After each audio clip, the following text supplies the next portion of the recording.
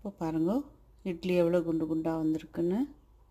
தொட்டுக்க மிளகாப்பொடி, இது இன்னொரு வீடியோவில் சொல்லியிருக்கேன்.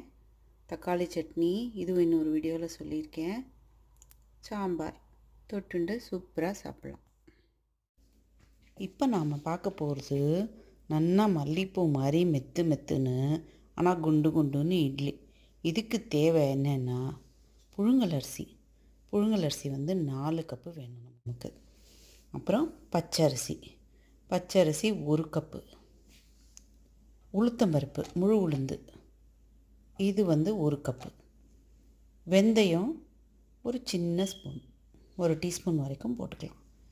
இப்போ நம்ம இதை எல்லாத்தையும் தண்ணியில் 8 மணி நேரம் ஊற வச்சிடணும். ஊற வச்சதுக்கப்புறமா கிரைண்டரில் ஒன்று ஒன்றா தனியாக போட்டு அரைக்கணும். ஃபஸ்ட்டு உளுந்து போட்டு அரைச்சிப்போம், அப்புறம் அரிசி.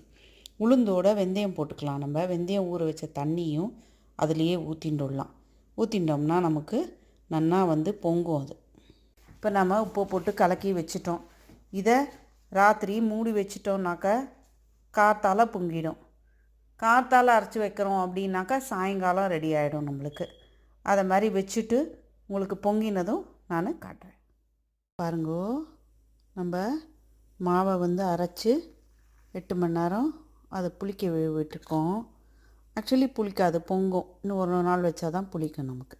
பொங்கின மாவை இப்படியே கலக்காமல் எடுத்து நம்ம இட்லி தட்டில் ஊற்றணும். ஊற்றினோம்னாக்க நல்லா வரும். அதை ஊற்றிட்டு ஒரு 15 மினிட்ஸ், 12 to 15 மினிட்ஸ் நம்ம எவ்வளோ இட்லி வைக்கிறோன்றதை பொறுத்து. நான் 2 தட்டு தான் வைப்பேன், 8 இட்லி வைப்பேன். ஸோ 12 மினிட்ஸ் வச்சுக்கலாம். இப்போ பாருங்க, நம்ம இப்படியே எடுத்து கலக்கலை, ஒன்றும் பண்ணலை, இப்படியே தட்டில் ஊற்றிடுவோம். ஒரு கரண்டி ஊற்றுறேன் எடுத்து. இது இட்லி மல்லிப்பூ மாதிரி இருக்கும், ஆனால் குண்டு குண்டாக வரும் நமக்கு. பாருங்கள், அப்படியே கலக்காமல் அப்படியே எடுத்து அப்படியே ஊற்றிடுவோம். இப்போ இதை நம்ம ஒரு 10லேருந்து 12 நிமிஷம் குக்கரில் வச்சு ஸ்டீம் பண்ணிடுவோம்.